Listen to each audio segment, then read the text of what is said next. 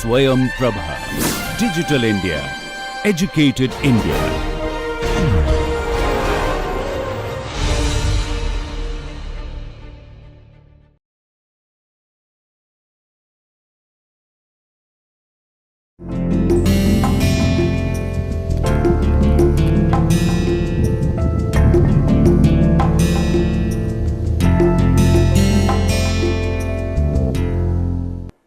Hello, welcome to this last session of the 6th week of our course Marketing Management Part 2, and we are discussing this week channels, distribution, intermediaries, logistics and retail merchandising.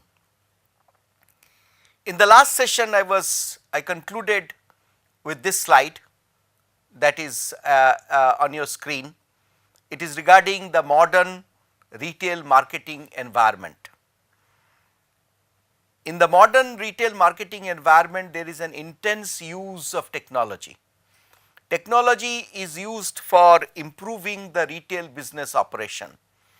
I was discussing about how in a very large networked retail operation like Walmart, they know at every store from the point of sale, every store keeping unit, every soap that is sold, and accordingly they use a demand based fulfilling. So, which means that every soap that is sold out, correspondingly a soap is on its way to that particular store, retail outlet, and correspondingly the whole information system feeds it to the supplier of soaps, and or in some cases even to manufacturers, sub suppliers, so that the fulfillment chain can be activated on the basis of pull, on the basis of every sale that is made. This sort of real time information based inventory management and pipeline management, supply chain management, delivery chain management is a regular feature of a good retail operation of today. Technology is also used to enhance the shopper's experience in the retail outlet by way of monitoring the shopper's movement. The merchandising layouts are often improved so that related merchandise are kept in a way that the shopper has the least inconvenience. So, baby products will be kept in such a way that not only diapers and such baby products, but also young parents may need to buy other products and they will all be sort of co-located or will be put according to a layout logic which will be easily understood by the target customers. Also many experiments are made with store ambience like music or like smell. All these are experimented with technology, and based on those feedbacks shoppers' experiences are improved.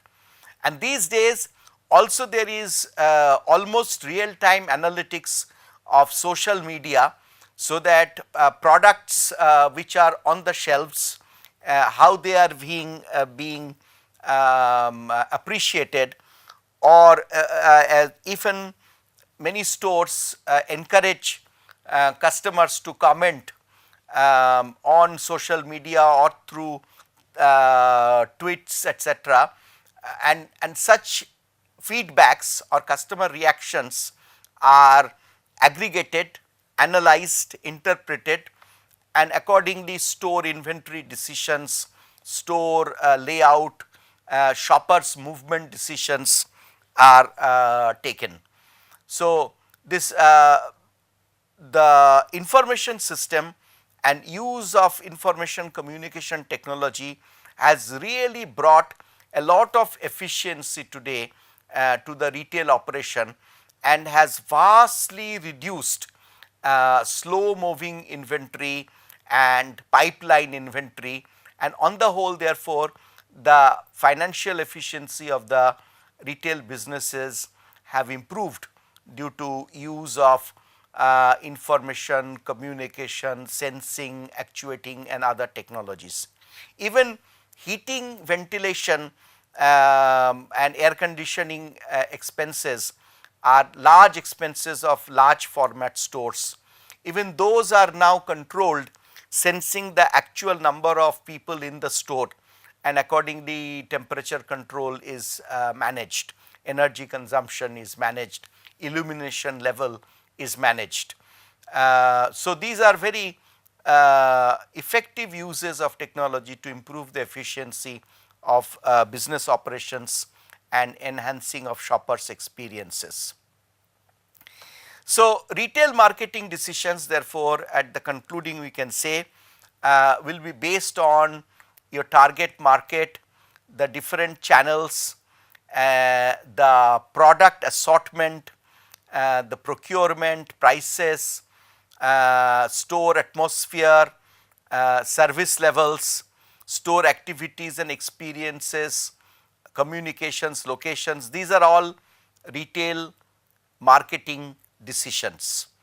So lot of these decisions about what is the whole process of market segmentation, targeting and positioning that we have discussed in our previous marketing management session MM1.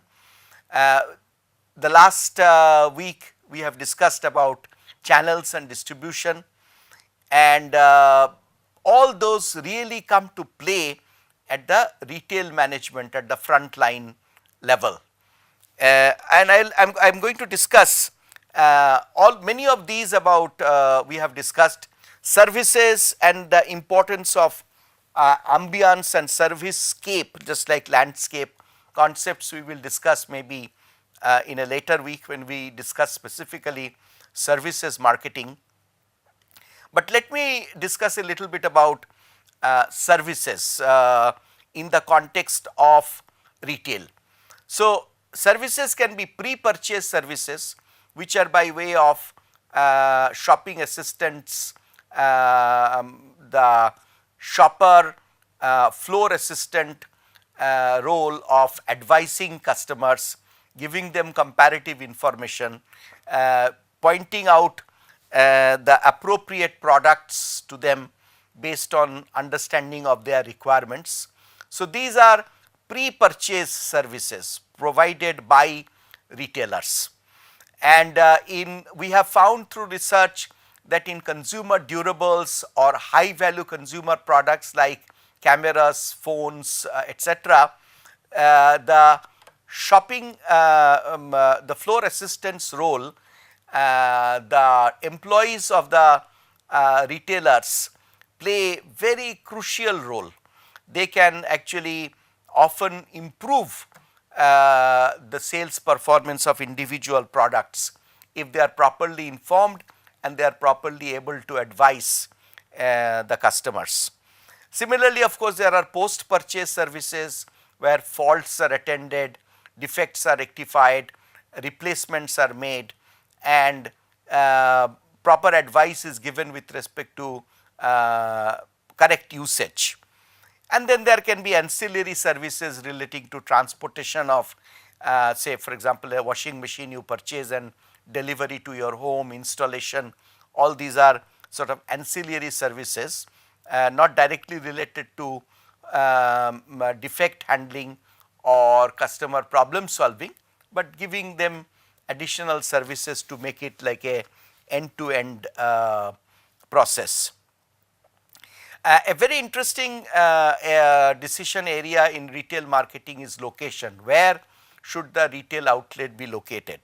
Whether it should be in the central business area or near in the regional shopping center, or it should be near community shopping centers, or it should be a standalone store, or it should be a location within a large store, or it should be located in a bazaar like the Palika Bazaar or New Market in Calcutta or Palika Bazaar in Delhi. These are decisions which are to be taken based on the type of product, the frequency of purchase, the ticket value of each purchase and so on. And you should observe in your city or in your town how different shops are located at different points and why shops are clustered.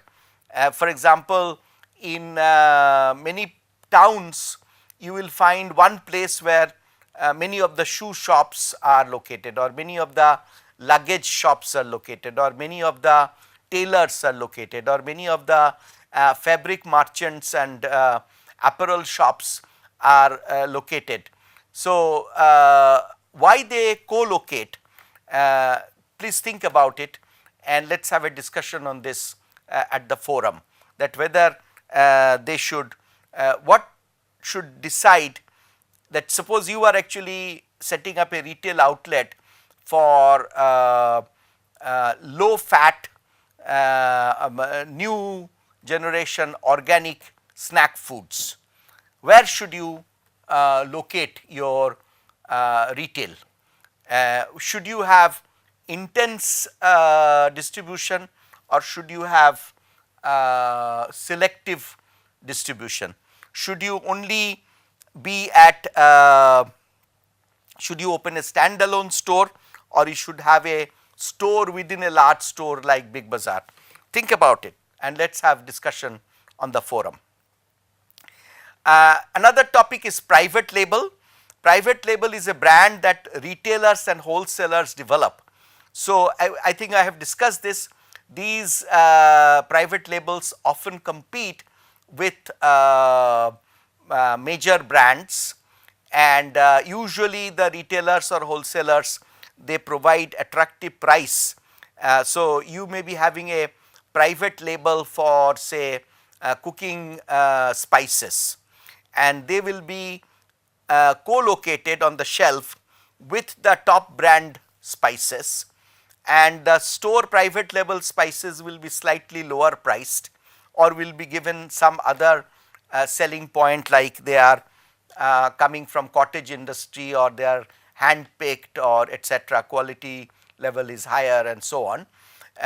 And today because of the power of the retailers, manufacturers or brand owners are often accepting this co-location and this competition from private labels. Wholesaling is another interesting point to discuss. We have discussed many aspects of wholesaling in the earlier parts of this week's discussion, but like for example a new form like this metro cash and carry, or there are other cash and carry operation. Cash and carry means these are stores which are not for consumers but for retailers. So, retailers go to these stores, buy at an advantageous price various items which are to be retailed. So, and they therefore help in the logistics management. So, retailers can go every day and pick up required stuff from this cash and carry outlets. There is a metro cash and carry in Calcutta, or I think there is one in Bangalore, and they supply retailers from fish to vegetables to grocery items to personal cleaning, personal care items, house cleaning items, to t-shirts, to shoes, even consumer durables. So, these are large operations and help to provide the retailer only that much that the end retailer or small retailer is able to stock, and titles get transferred. They really, the retailers come and purchase the items, but they can therefore modulate, they can buy every day. So, they do not have to have a large inventory at the back end of the shop, and that gives a lot of advantage. So, wholesalers are of different types again, just like retailers are of different types. The wholesalers can be merchant wholesalers, or they can be full service wholesaler. That means they not only provide the products, but they also provide access to services, etc. There are specialized wholesaler, or there can be across the border wholesaler, and then there are also brokers and agents. These are different types of intermediaries we have discussed, but some of them also perform the wholesaler's role. The wholesalers' functions are mainly stocking, inventory, transportation, assortment building. That means a wholesaler may actually put together a whole basket for a typical neighborhood store.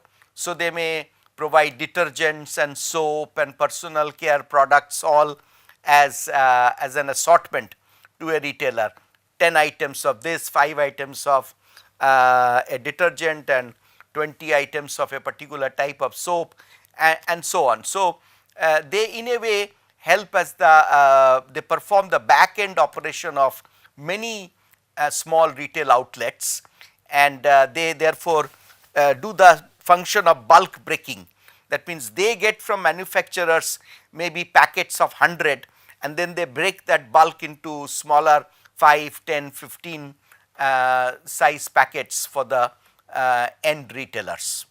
And of course, they provide the warehousing function, transportation, financing, risk bearing, market information, and they also often provide consulting services to retailers. In fact, people like HUL or ITC through their wholesalers give a lot of shopping and technology support to small retailers, which ultimately benefits of course those manufacturers. I am now going to conclude today's session by discussing about logistics. The word logistics actually relate to the supply chain management. There are other words like integrated logistics systems, third party logistics, TPL, and all of these terminologies are related to logistics, which fundamentally means the flow of material from the manufacturer to the end consumer through different stages and different sort of transportation possibilities. So, when you plan logistics, then you have to think about the companies, start with the value proposition, and accordingly you have to decide your best channel and networking strategy, and then develop the operational plan and then implement the solution. So, if you are suppose coming up with a new generation soft drink which is going to take the competition with the existing brands head on, then you have to go for a big bang, at least in a region you have to go for a big bang all out distribution. So, you have to therefore plan according to this, the value proposition of your product, and accordingly you have to decide your channel and network strategy.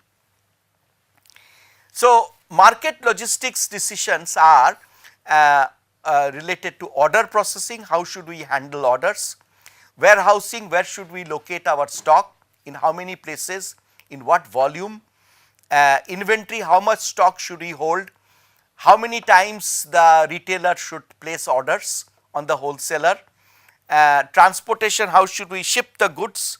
These are typical marketing logistics decisions. Take for example this graph on which is on your screen regarding economic order quantity or optimal order quantity, usually known in literature as EOQ. So, if you see the total cost is P into D.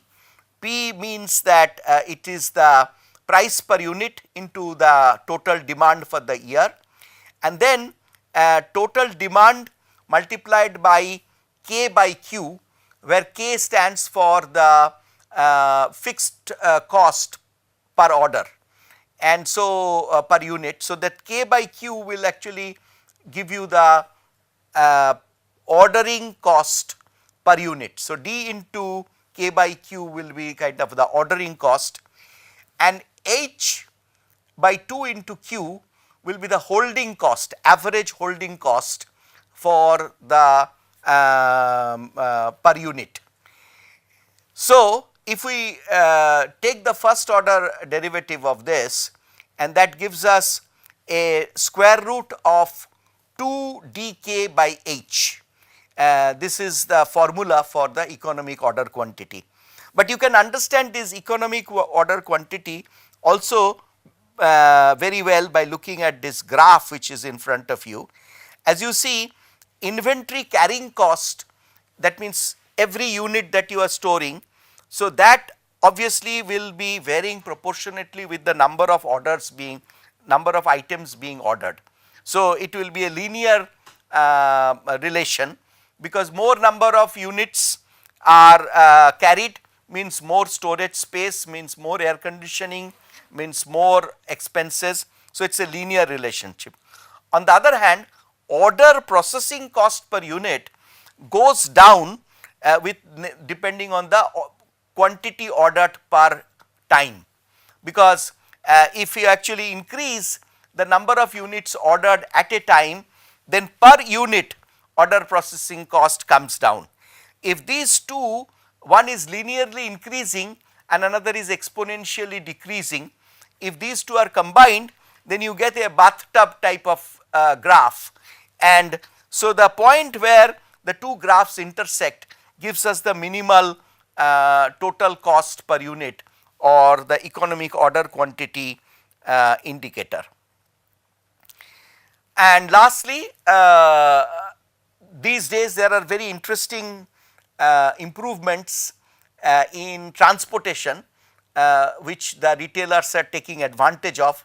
So, we have concepts like piggyback, which means that when you are transporting by for one manufacturer all the soaps, maybe you will use that same to transport the detergents. So, similar items, transportation logistics are planned together in an aggregate, that is known as piggyback. There are terminologies like fishyback, where actually you combine sea or water transportation with land transportation, and like that there are number of multi-mode transportation of related products, but the whole thing will depend on what is the network design of your distribution, and accordingly your warehousing pattern, and how therefore you will send out different packets in different directions using different modes. So, to a large extent this problem is quite similar to a communication network design and operation. That sort of concludes our discussion, short discussion on logistics. More details about logistics you can learn from the supply chain management course, but for our marketing side of retailing, this introduction is important. Also, for more details you can read chapter number 13 of this Kotler and Keller textbook that I had referred. This is the 15th edition available in India. So, with that we conclude our this week's discussions on distribution, channels, intermediaries, partners, and logistics, merchandising and retailing. Thank you.